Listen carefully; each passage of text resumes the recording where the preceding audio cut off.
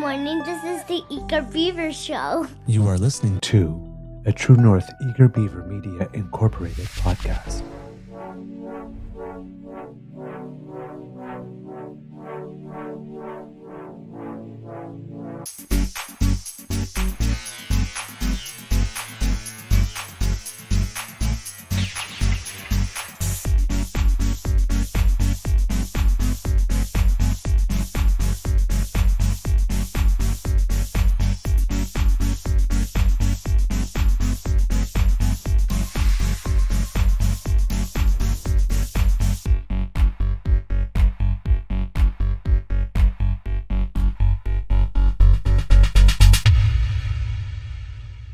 The True North Eager Beaver podcasts are proudly brought to you by our founding sponsors, the Misfit Mysteries from Corvid Moon Publishing, your source for science fiction, fantasy, and cozy mysteries featuring a broad diversity of characters, CanadianTarot.com, your uniquely Canadian online eclectic tarot community, and the Pepper Master, hot pepper sauces made from farm-fresh ingredients to thrill your taste buds and expand your mind.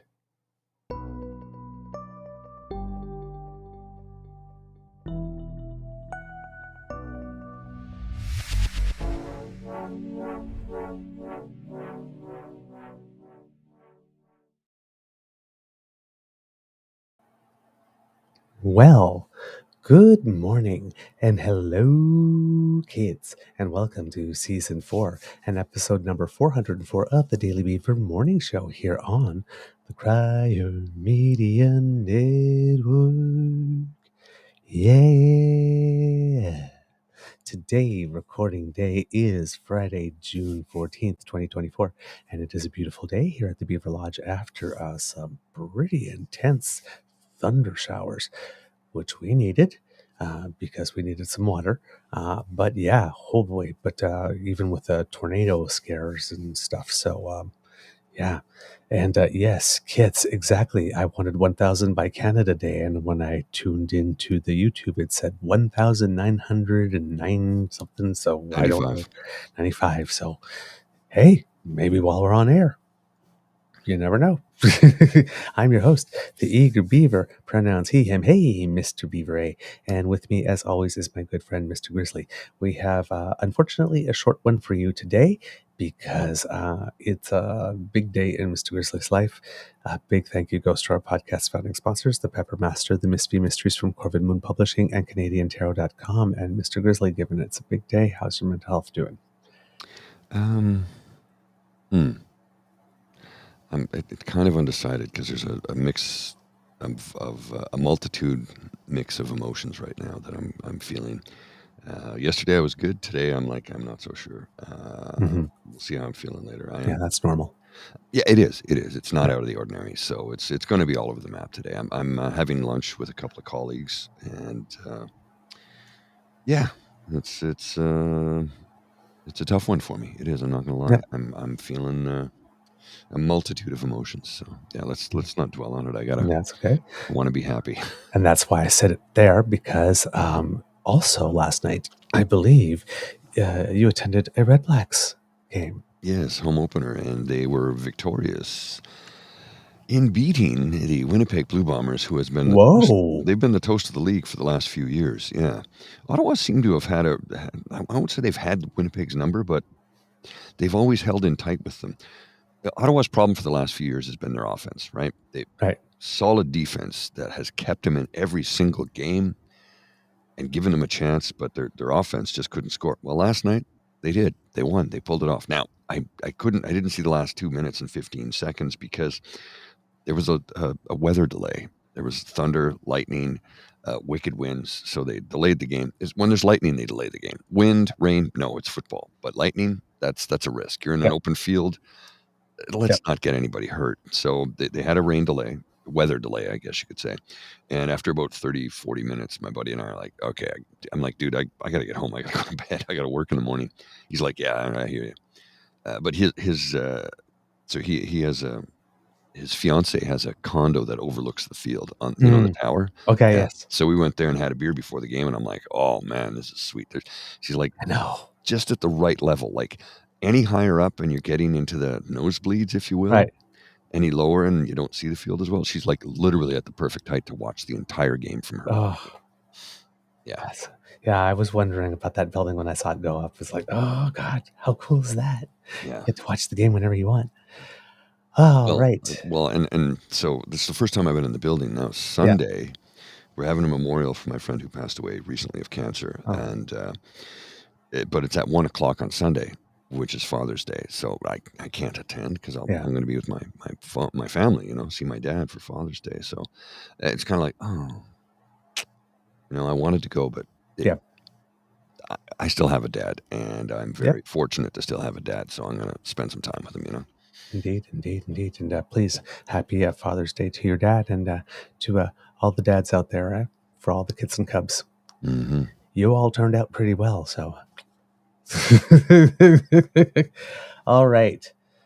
So we got a lot to pack in a little bit here. And what we're going to do is we're going to talk about dueling press conferences, because now Elizabeth May and Mr. Jagmeet Singh have done their press conferences.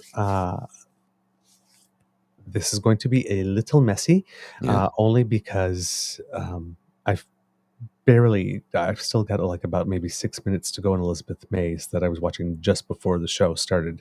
Mr. Singh's I watched and sort of did a live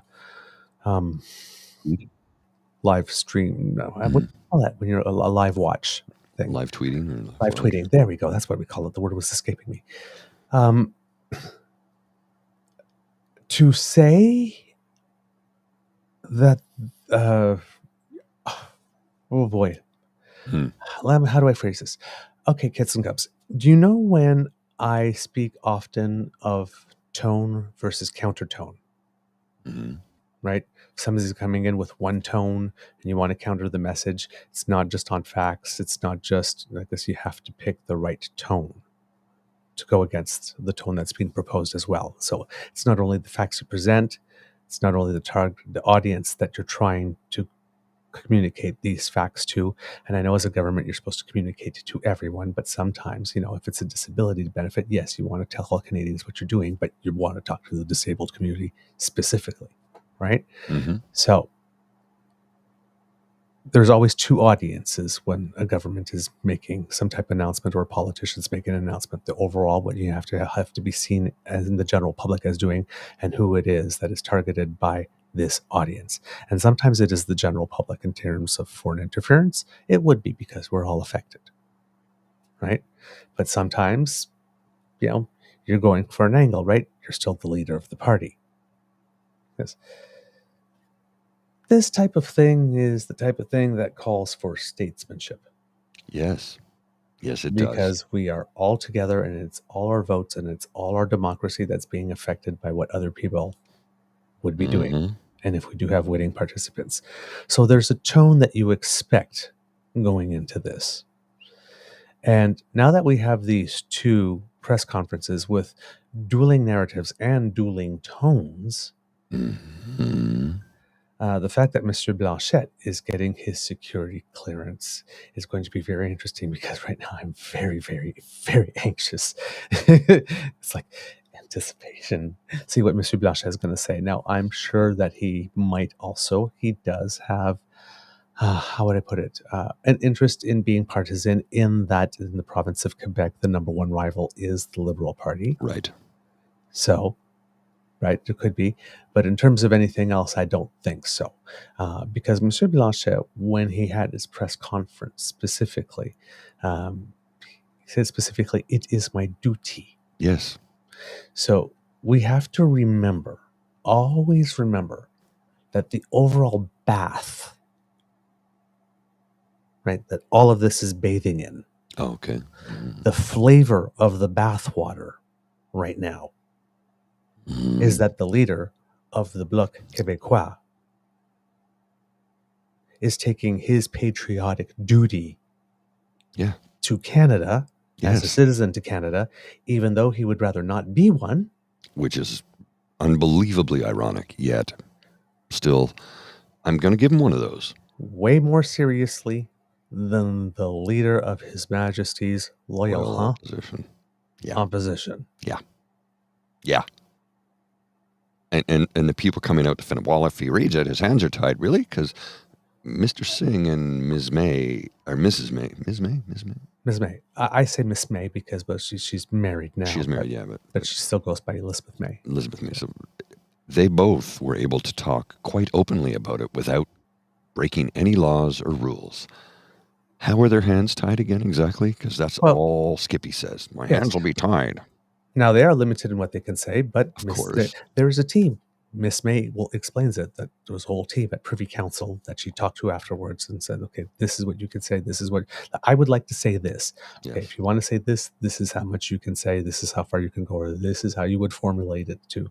Right? This isn't even out of the ordinary for any sort of security level intelligence. But this is new for party leaders. Yes, it is. It is. Because up until Governor General David Johnson, one of the things that he did end up accomplishing is making sure that when it comes to this type of stuff, all party leaders have access to it so that these types of decisions can be made, hopefully in a room where they're quietly discussing like grown-ups, right? It's like, okay, in this room, we park the partisanship at the door, as David McKinney said, because this is an issue of national interest that affects all of us equally.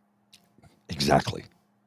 Like, I was not a fan of his brother Dalton, but David McGuinty he's a good MP. Yes, he's a good member of Parliament, very and I know this because I know people who live in his riding who have said nothing but glowing things about him, and I'm like, really? They said, yep, he does his job and he does it well. He has gravitas. He does. Yes. So that's, like I said, that's the overall context. And we have what is being referred to in some of these press conferences as especially by Elizabeth May, a commitment to not knowing. Yes. Well, I don't know if you've seen his comment here. Hold on, I just want to finish this point. And I was saying a few days ago, right? And as you know, as I learn, I change, and I admit my mistakes, and I gentle corrections. But what I was saying here is that the subject of the day is fathermuck and treason. Now, we have a definition, an actual legal definition of what is treason in Canada, and treason in Canada has to involve some type of violence or force. Yes. So we don't have treason. The problem is that right now we do not have a willingness to accept foreign interference, influence type of thing, laws. There are no charges under that. So it doesn't fall under treason. No, it does not. And even though it's unethical, and even though some of them may be criminal, it's not textbook treason. It's not treason, but it also you could say it's treasonous. It's not treason legally, right? No, it's treasonous. But Elizabeth May, who is also a lawyer, like this, said, yes, it is. If you're putting the interests of another country above your own, it is treachery. Yes. All Period. Right. So, but we don't have anything legally. No. So that Bill C-70 that's going through the House, which all parties seem to be cooperating on, including the Conservatives, again, surprise here, because normally, and this is when I say new behavior, normally when somebody is doing something to protect the nation, like, for example, increasing access to voting, which is good, right? The line from the Conservatives is always that the other party is trying to game the system somehow. Well, right? This is not happening. Or they go, not like that.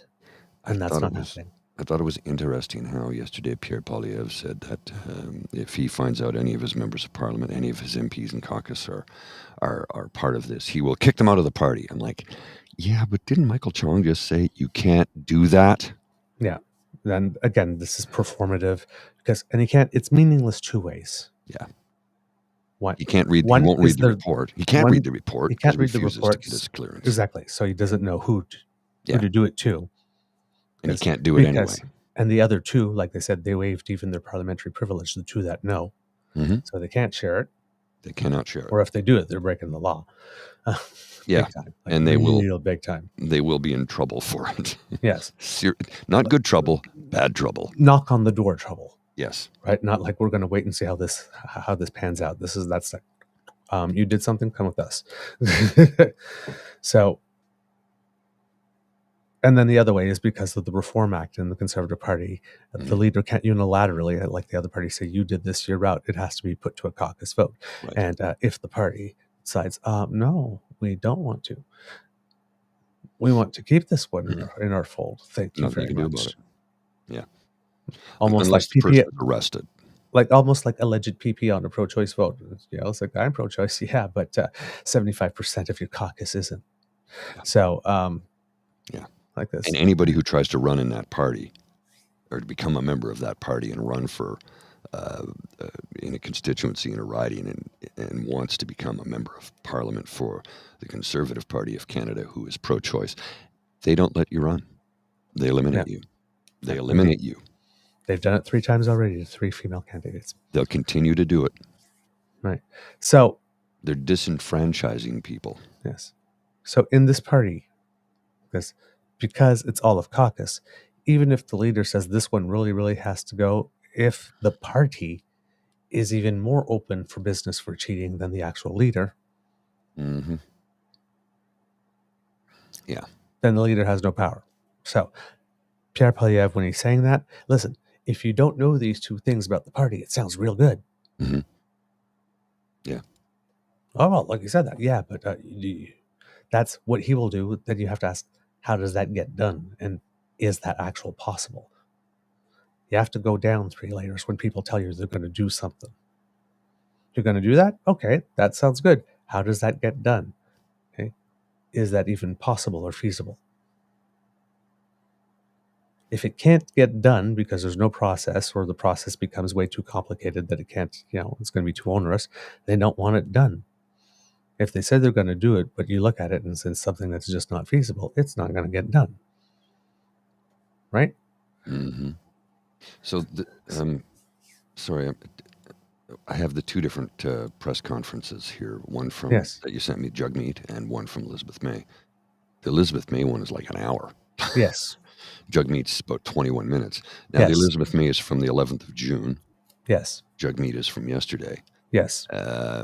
We'll compare and contrast, of course, but this comment here from Linda, I'm going to put it on the screen right now. Yes.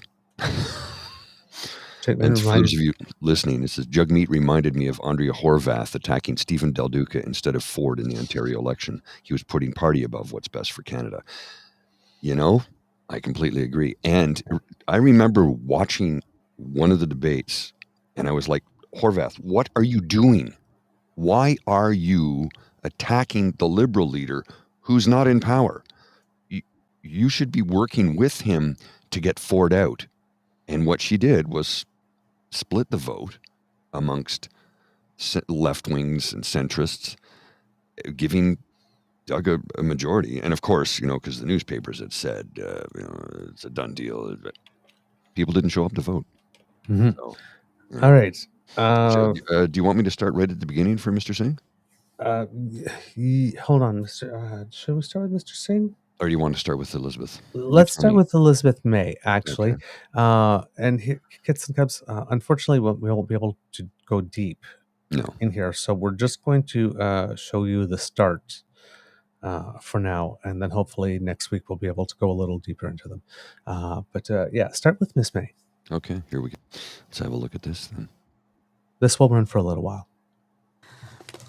Bonjour, merci.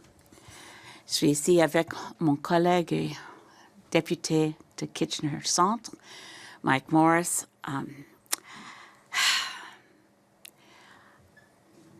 I want to share with Canadians what I learned from reading the top secret version of this, the special report on foreign interference in Canada's democratic processes and institutions. This is the redacted, available to the public version, which I'm keeping near me for reference now and then. But this is the work of the National Security and Intelligence Committee of parliamentarians, and they have done incredible work. I learned a lot from reading this. I'm going to read a prepared statement, which is not my normal way of going, But as someone who has obtained top secret security clearance, which is what allowed me to read the complete unredacted report, I want to choose my words carefully, so I prepared some. And then I will be prepared to take questions in English and French. Forgive me, I'll say right now, I usually answer quickly and off the top of my head. You'll find today that I'm going to stop and think. Depending on your questions, I'll have to consider, am I trespassing or coming near the line where I might inadvertently hit a tripwire to a national security issue? So I'll stop and be careful. There are in this report names of MPs. And the MPs whose names should be known, members of the committee across party lines, have done stellar work on a very difficult set of issues. They should be better known and they should be thanked. This is a very innovative thing, the National Security and Intelligence Committee of Parliamentarians. It's chaired by David McGuinty, includes Stéphane Bergeron, Liberal, Don Davies, NDP, Patricia Latinizzo, Rob Morrison, Conservative, Alex Ruff, Conservative, and several senators, Patricia Duncan, Francis Lankin, and Marty Klein.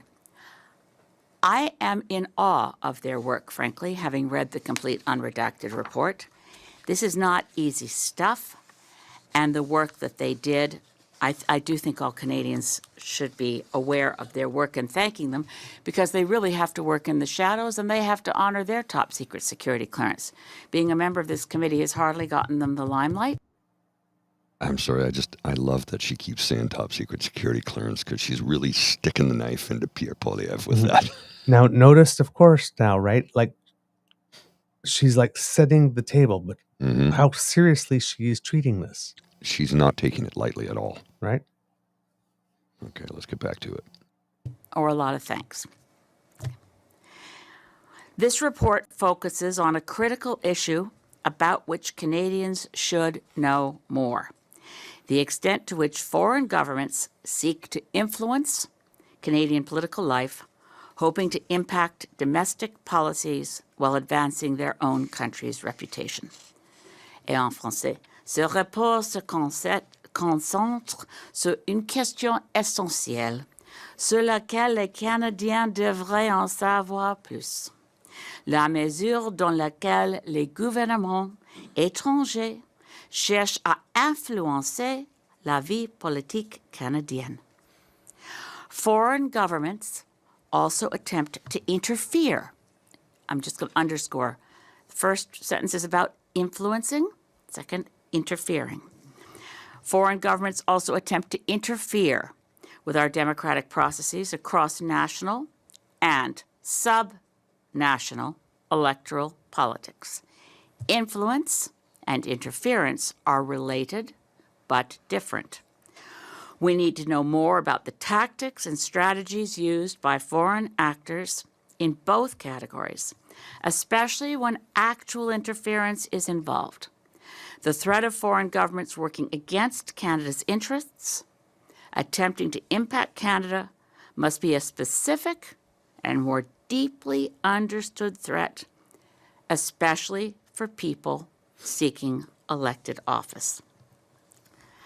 Malheureusement, ce travail important a été éclipsé par une tempête médiatique tout à fait compréhensible qui, à mon avis, est exagérée. Unfortunately, that important work has been eclipsed by a totally understandable media firestorm, which, in my view, is overblown. I have been asked many times, in slightly different ways, how it feels to sit in a parliament knowing that there are potential traitors among us. Shouldn't the public have a right to know which MPs have sold out their country for benefit or favor from a foreign government. Having read the full, unredacted National Security Intelligence Committee of Parliamentarians report, for myself, I can say, I have no worries about anyone in the House of Commons. There is no list of MPs who have shown disloyalty to Canada. There is no list of MPs who have shown disloyalty to Canada. So I am very glad I read the full report. I am very comfortable sitting with my colleagues. We will disagree on policy and on many issues, but I am vastly relieved. The most worrying case, found at page 26 of the publicly available report, is one referenced instance of a member of Parliament proactively, and that's the, in quotes, in the public document, proactively sharing privileged information with a foreign operative. That person should be fully investigated and prosecuted. That person is a former MP. The few named people may be compromised. They have been beneficiaries of foreign governments interfering in nomination contests. Saying as I do that I'm relieved does not mean that there is nothing to see here, folks, so let's forget the whole thing. There are clearly threats to Canadian democracy from foreign governments. I would like to suggest to all colleagues in Parliament, particularly leaders of the other parties, that we refocus our public statements and parliamentary debates on what steps need to be taken to better protect our democracy. It is clear some foreign governments see Canada as a pretty vulnerable, soft target. All recommendations of the hard-working National Security Intelligence Committee of Parliamentarians should be implemented. They have worked harder and have more deep background than any other MP. For myself, I suggest we fortify the binding nature of our oath when we are sworn in as members of Parliament. The Ethics Commissioner should be mandated to work with our intelligence community and specifically be prepared to issue reports where on investigation it is clear the MP has failed to put their loyalty to Canada above any other interest, particularly above personal benefit. This must be extended to the influence of foreign transnational corporations. Interesting. Those are my conclusions. I'm happy to answer any questions that this statement has given rise to from the journalists here present. All right, let's stop there. That let's compare and contrast that to what we're about to watch here in a moment. And now, and that's probably all we're going to have time for today. So just the impression, kids and cubs. But now, contrast in tone and in narrative. It's night and day. It's really night and day. And once again, you know I got to say this. Once again, I'm disappointed in his response. I'm disappointed in his tone. I'm disappointed in him, period. Yeah. Once again, it's like, why does he keep doing this to us? I am more alarmed today than I was yesterday after having read the report.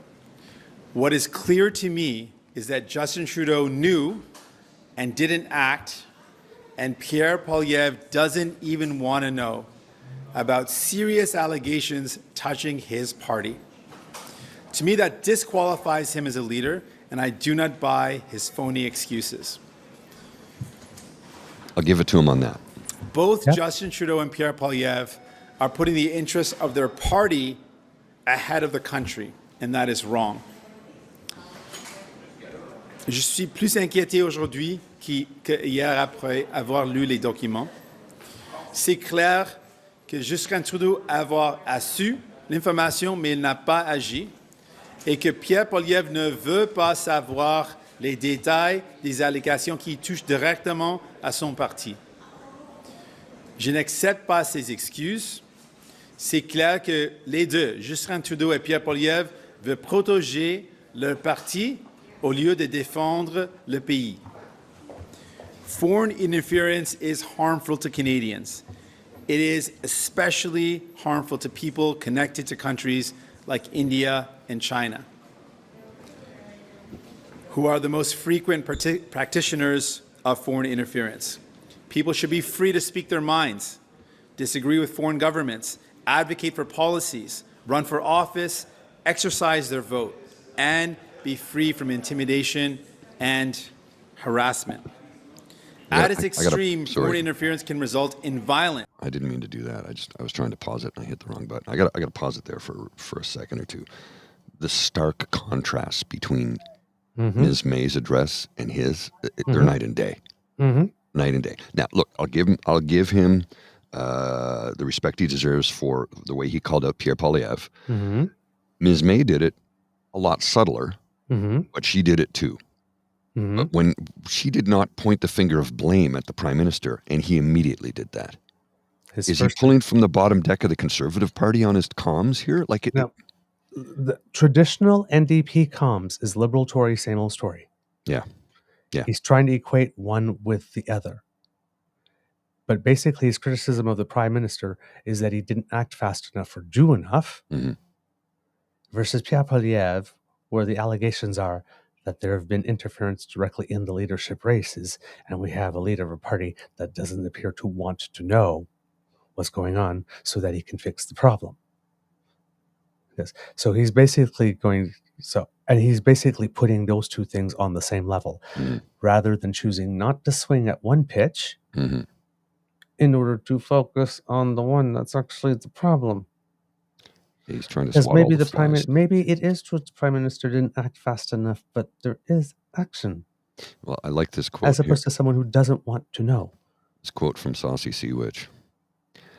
Singh is making sure to keep his party in third place yet again. He's in fourth right now. Right actually. now, yeah.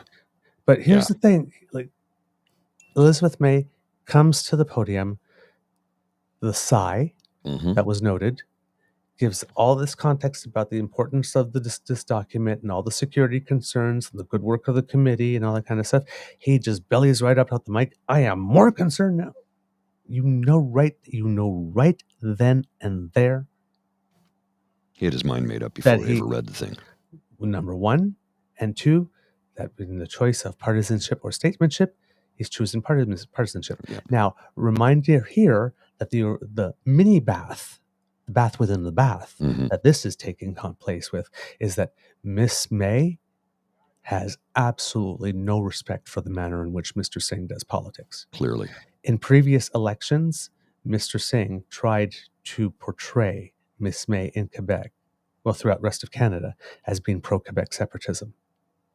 Like this, and they had it out. It's like, why are you doing this? Was go like this, this, and Singh would just keep on saying it. Like who? Like this. It was the election where the Greens could have had that breakthrough, right? Maybe like this, and the NDP may have gotten stomped, and they were fighting over the Green issue. This, and then he decided to play dirty pool to take her out. And he's losing loyal party members. He is. Yeah. I know people who have been lifelong dippers, as they call themselves, who are like, I can't vote NDP in the next election. Yeah. Like literally, I've heard that from people. I'm like, really? They go, I can't because I don't like the way he's taking the party. He's the NDP leader, but he's coming off like a conservative and not a progressive, by the way. Is constantly saying things like, we forced the government, we forced the government, we forced the government. I'm like, no, you didn't. You worked with the government to make things happen, to bring in legislature, to table bills. You worked with them. You didn't force them. You can't force them. You don't have enough votes. It's like, oh, just please stop doing this. Right. Fire your comms people. Okay, let's get back to it. Yep. As we've seen with the alleged involvement of India in the murder of a Canadian on Canadian soil. Today I'm going to speak to you about my impressions and opinions based on the unredacted report from NCCOP on foreign interference. I'm not going to discuss the details from that report, like the names. I'm not going to do that because to do so could jeopardize the ability of our national security systems to do the work that we need them to do to keep us safe, to safeguard our democracy. It is important to say that while I have seen the unredacted report, I did not have access to all the same intelligence that the members of the NCCOP committee had when they came to their conclusions. Miss May said the same thing. But after having read the report, I am more convinced than ever of the conclusions of the NCCOP committee and the report, that some parliamentarians are, in the words of the intelligence services, semi-witting or witting participants in the efforts of foreign states to interfere in our politics. Okay, let's put a stop there. All of I these was about behaviors. to do that because did they read the same report? Okay, no, but here's the thing. That's fine. They did read the same report.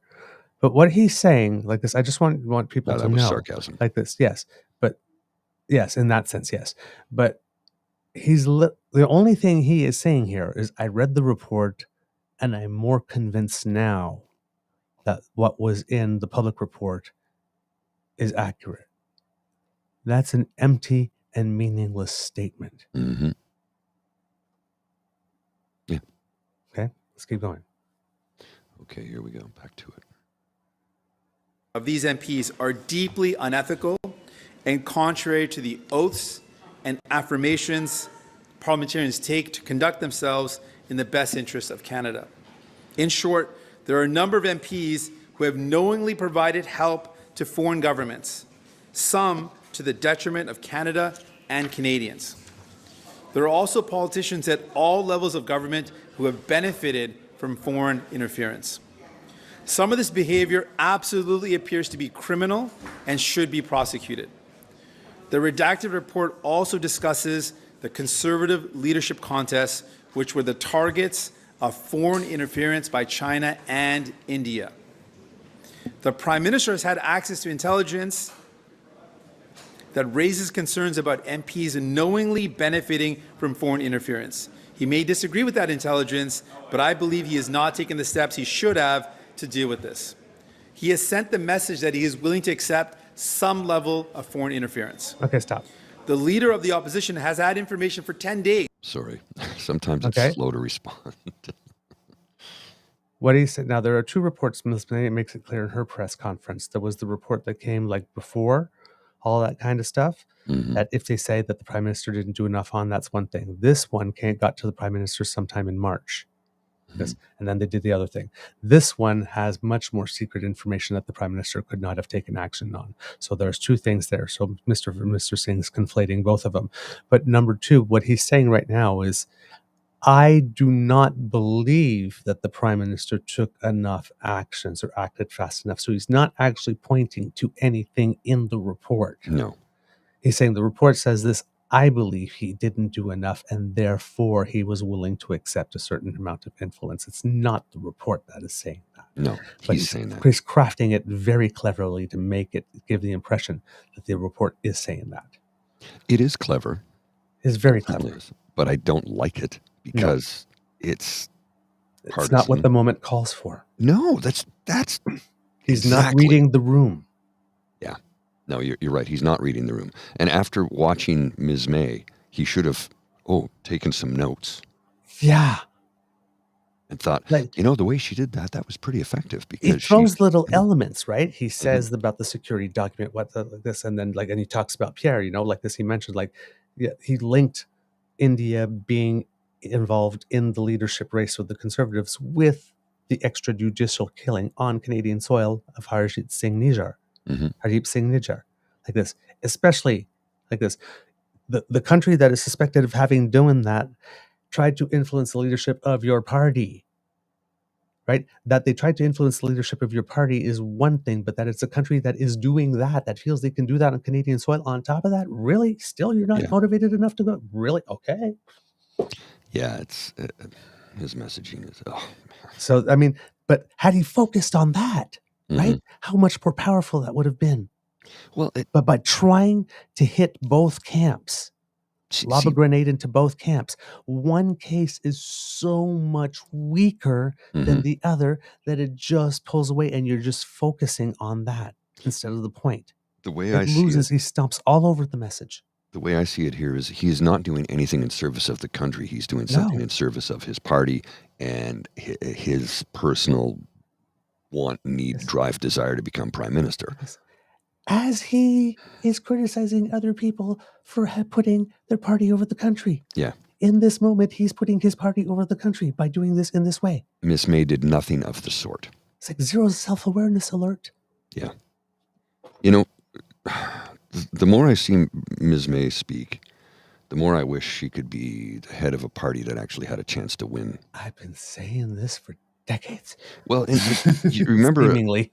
a few years back, do you remember a few years back, and I'm just going to go on a tangent for a couple of seconds here. A few years back, where they were having a debate, and the leaders debate, and they said, well, she can't sit at the table because they don't have any seats. And they're like, well, that's technically true. I'm like, it is. But the difference between, like, why is the leader of the Parti Québécois sitting at that table? He represents one province. That's it. Her party is Canada-wide. So if she can't be there because she doesn't have any seats, but her party is running in every riding across the country, all 338 of them, she should have a seat at that table just as much as that guy does. Really what it was they didn't want her there because they know she would slice them to ribbons. Right. Because they can't debate with her because she's smarter. She's a more effective communicator. And she actually wants to tell people what the deal is. Yes. So, yeah, that's what I mean. It's like there are times in Canada, whether you agree with the party or not, that you look to the Bloc Québécois and you look to the Greens to find out what the real poop is. Yeah. They got nothing to lose. You're right. Literally, they have nothing to lose. So that their interest in what serves Canadians best in the case of the Green and in the case of Parti Québécois or the CAQ or whomever, what serves Quebecers' best needs. Yes. And the irony is, 9 times out of 10, they both actually see eye to eye, even though they might not say it. Yeah. They both have the interest of Canadians at heart, even though, they put Quebec first because they represent the province. 9 times out of 10, what's good for Quebec is also good for Canada, right? There you go. What's good for Canada is also good for Quebec. There's only very few things that where we really disagree. All right. Let's keep rolling for a few more minutes. Level of foreign interference. The leader of the opposition has had information for 10 days that conservative leadership races were the target of foreign interference by India, a country that is also alleged to have killed a Canadian on Canadian soil, as well as interference from China. His response has been silence. He's not answered a single question from the media. We do not know if anyone from the Conservative Party has followed up on these concerns. And he refuses to get security clearance to get further information that could help him know what happened and what he can do about it. He doesn't want to know, and that is deeply troubling. No one should put their party's interests ahead of the country's interests. Canada comes first. I am not relieved after reading this report. I am more concerned today than I was yesterday. This government has received multiple repeated warnings and recommendations and has not acted. Today, Canada is vulnerable to foreign interference, and this weakens our democracy and the confidence of Canadians. I believe we must find a way to let MPs who are named in this report know that we know what they're up to. I believe this can be done in a way that doesn't compromise national security. If there continues to be no consequences for MPs who knowingly help foreign governments act against Canadian interests, we will continue to be an easy target. Removing MPs who knowingly participate in foreign interference would have the deterring effect on this type of behavior It would send a message that these countries cannot try to use MPs in this manner. I'm ready for any questions you might have. Was Elizabeth? Serious allegations I hit touching. the wrong button there. Didn't mean to do that. Okay. Now, I don't know if you've... let's just play this just play the first question because... I can't remember where the first question is, though. I hit, 6 minutes. It's at 6 minutes? Okay, I hit the button back by accident. I didn't mean to do that. Because this is like... Go back 2 more seconds. So watch them finish. Watch how quick it happens. Okay. Here we go. Was Elizabeth May wrong? Because she said she was relieved. Now, I'm responding to the details or my opinion based on the report that I read. The unredacted or the redacted version that Canadians have access to alone should have raised serious concerns and should have maintained those concerns. The redacted version of this report makes it very clear that the Prime Minister knew about this and that there's serious allegations directly impugning the Conservative Party and Conservative Party leadership races, and Pierre Poilievre doesn't want to know. Those should already be seriously concerning. What I read has only bolstered the conclusions that NCCOP report outlines, has only made those conclusions even more concrete. Okay, stop right there. That's how it started, kids. Mm-hmm. Point blank. Because I'm now going to take questions. It took less than a second. The first one, point blank range. Why do you differ so wildly from Elizabeth May? The pause, the stammering, the skating, never mentions her name, never says why. He basically said, after reading the unredacted report, my comprehension of the redacted report, like this, that what was in it, my confidence in what it said that actually is true is bolstered. Well, of course it would be. Yeah. Yeah. I think That literally said nothing. Mhm. So here he is. This guy comes out, says, I'm going to attack both of them. I'm going to say something completely different than what the person said, who is respected, parliamentarian of the year, hardest working, best orator, most respected by your peers. I'm going to take this entirely different tone. And like this, knowing that the obvious follow-up first question that's going to come up is, hey, why are you taking such a different tone? And I'm going to have no answer. It's pathetic. It's pathetic. It's really bad. He was asked this question 5 different times in 5 different ways over the next 15 minutes.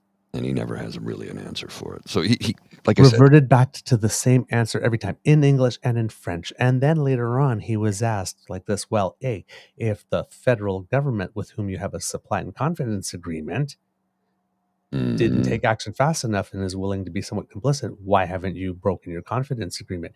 Has no answer for that either. And then says something, well, I don't think that an election is a solution to foreign interference. Nobody suggests. He said he to a room of nobody who suggested that. Just said, you don't have to be in this agreement anymore. You don't have to take the government down, call election, but you don't have to be in this agreement. So if he's sitting there and saying like this, that the Prime Minister of Canada was willing to accept a certain level of interference, but is not willing to break his confidence and supply agreement.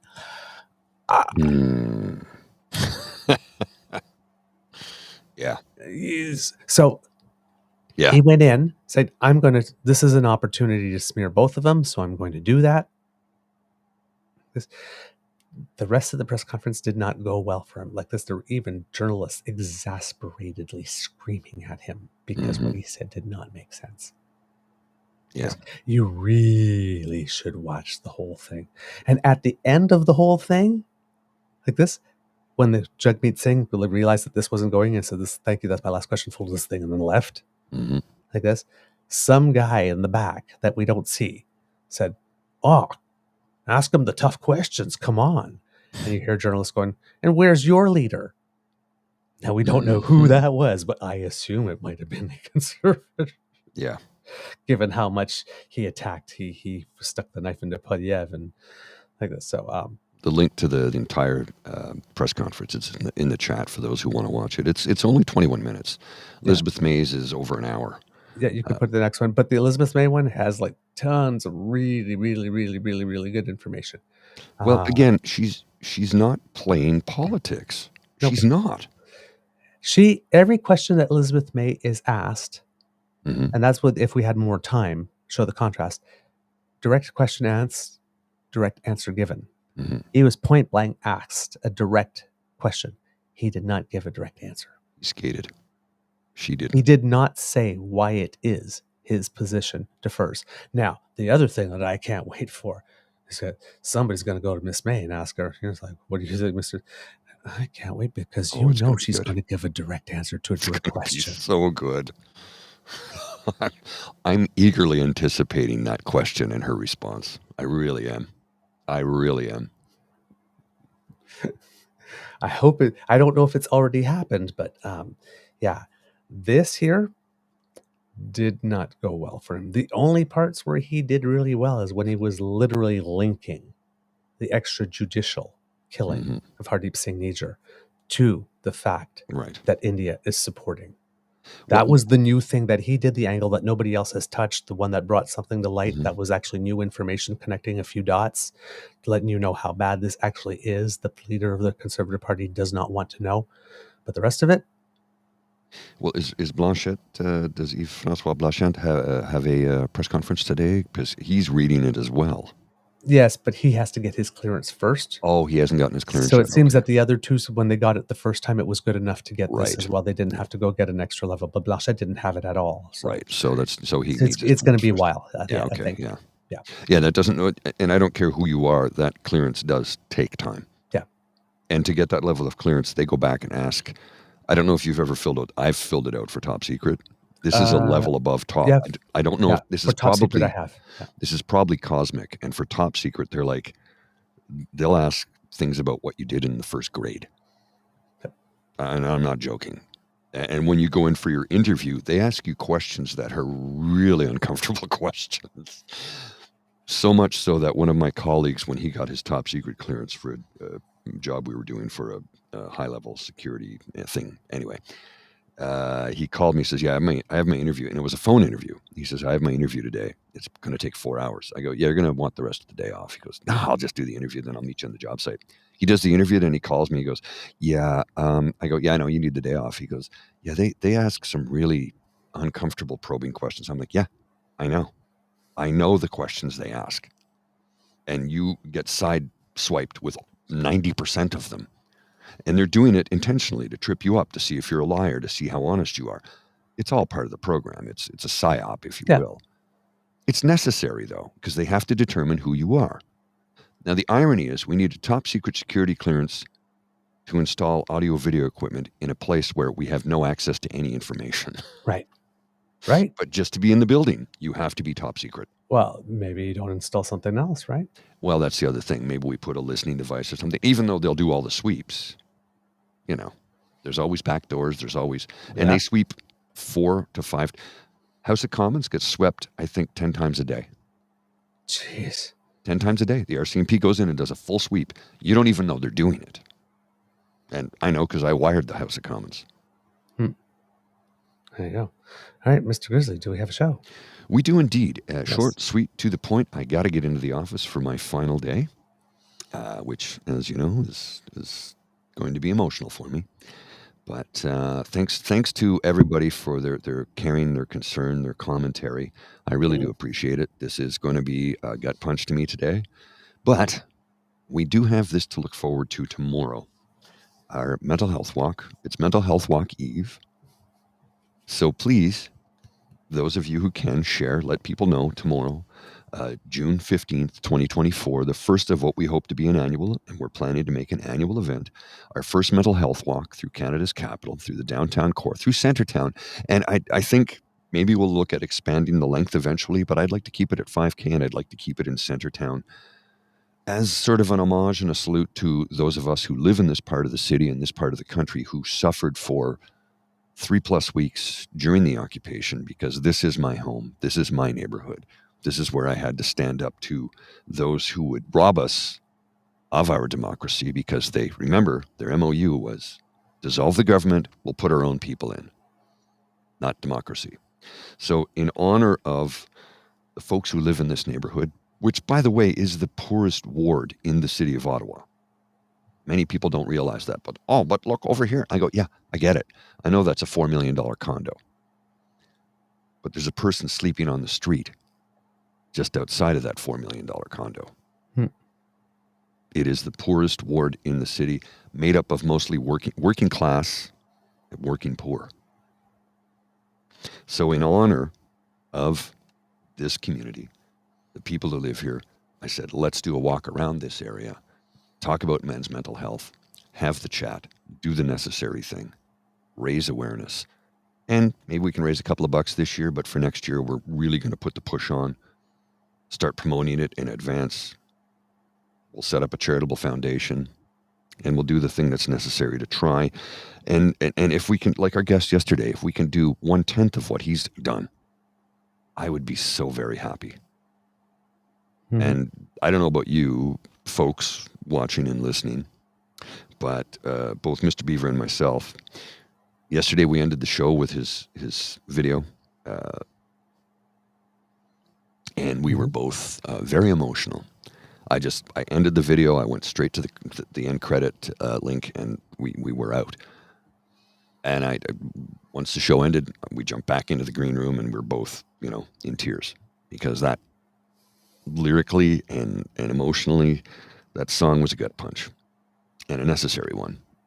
So please, if you can share with as many people as possible about the mental health walk, about what our initiative is, about how we're trying to raise awareness that men simply do not have the supports that we need for our mental health. And remember what our guest said yesterday, Mr. Jeffrey, who said so much of the problems we have in society, and I reflected that as well, is because men, don't understand that they have a mental health issue, be it depression or anxiety. They don't even know they have it, which reflects in anger. And as he said, counseling people, and they're telling him how my husband's an asshole. He's like, and how long have you been with him? 25 years. And how long has he been an asshole? Just in the last year. And you don't think there's a problem with that? Like, that just comes right out of nowhere? No, it's a mental health issue. And so many of our problems in society, which are blamed on men, and yes, men are at the heart of those problems, but the heart of the problem for the man is a mental health issue that never gets dealt with. So, tell as many people as you can. Please inform everyone. We are doing this for our brothers, our fathers, our sons, our nephews. And it's a we problem, not a he problem. Remember that. If there's a man in your life that has a mental health issue, it affects you too. So let's do what we can to let people know that we need more support. And I guess those are my words of wisdom too. All right. Get some cubs. That's the end of this episode of the Daily Beaver Morning Show. We hope that you love listening to us because we love making this for you. Remember, sharing is caring and word of mouth is priceless. So please tell your peeps and poops all about us. If you would like to make sure you don't miss an episode, you don't have to, thanks to the Ray Girl. She sponsored our pod page. If you scan the QR code that's about to appear, it'll bring you there.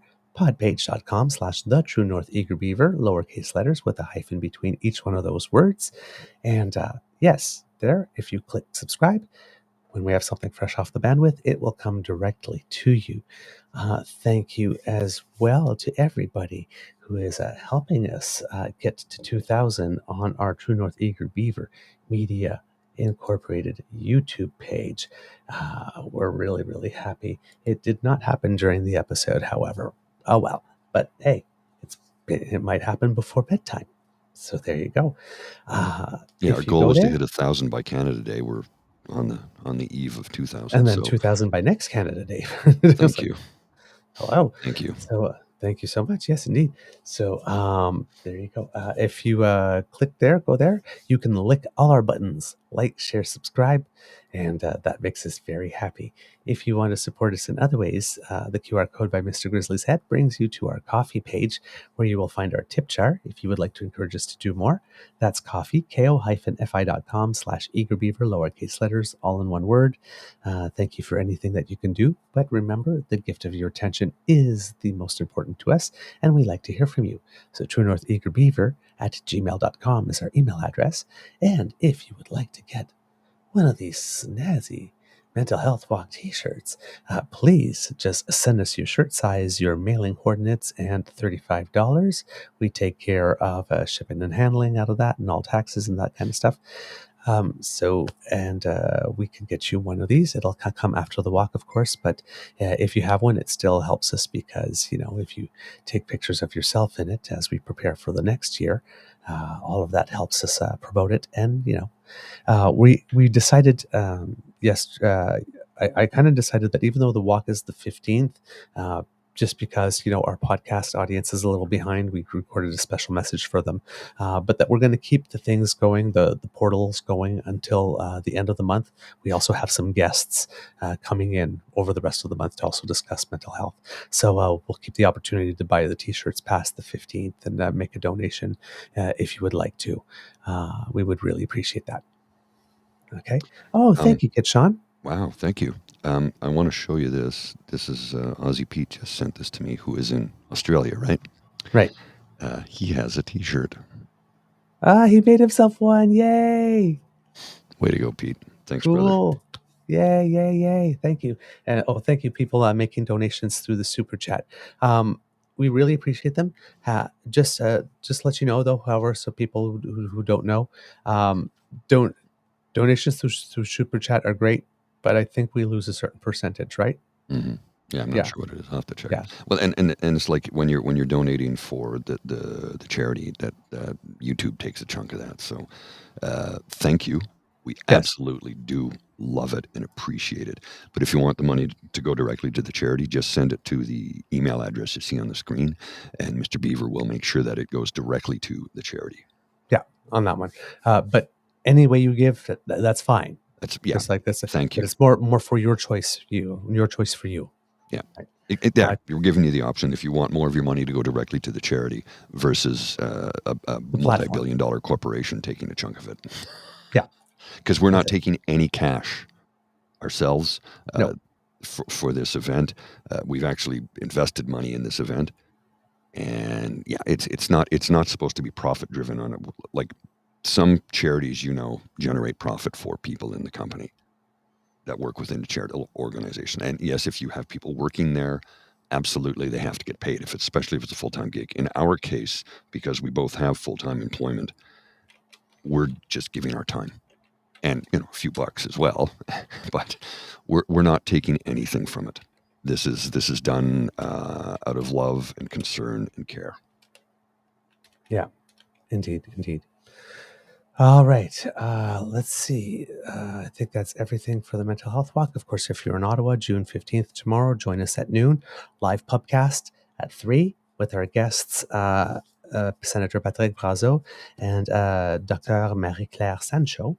That's her maiden name. And she's, by the way, PhD in education, looking at why am I going to be in the same room with that person? Young boys and whatnot. So, I mean, we have two exceptional guests with us that, in their own right, who happen to be husband and wife. So, but both of them equally accomplished and can speak to the issues. All right, democracy is something that you do, all of that. But this weekend particularly, hey, support the Mental Health Walk if you can. Get people talking, get people walking. Mr. Grizzly's given his words of wisdom. So, kids and cubs, it could be a tough world out there. Please be kind to and gentle with yourself. Mr. Grizzly, cue the cock. You are listening to a True North Eager Beaver Media Incorporated podcast.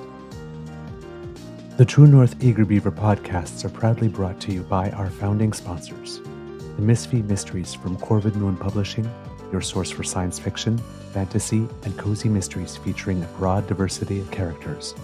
CanadianTarot.com, their uniquely Canadian online eclectic tarot community. and the Peppermaster. Hot pepper sauces made from farm-fresh ingredients to thrill your taste buds and expand your mind. We are grateful to the Crier Media Network for its support, Pete Jarvis for our artwork, and Paul Joseph Something for our opening and closing sequence music.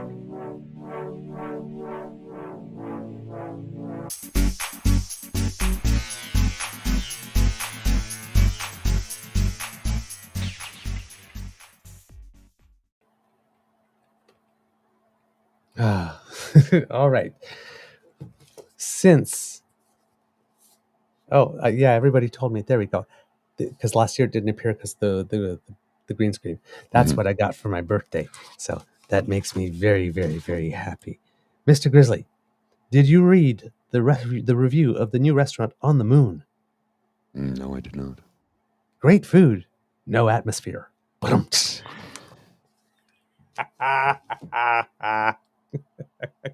I love dad jokes.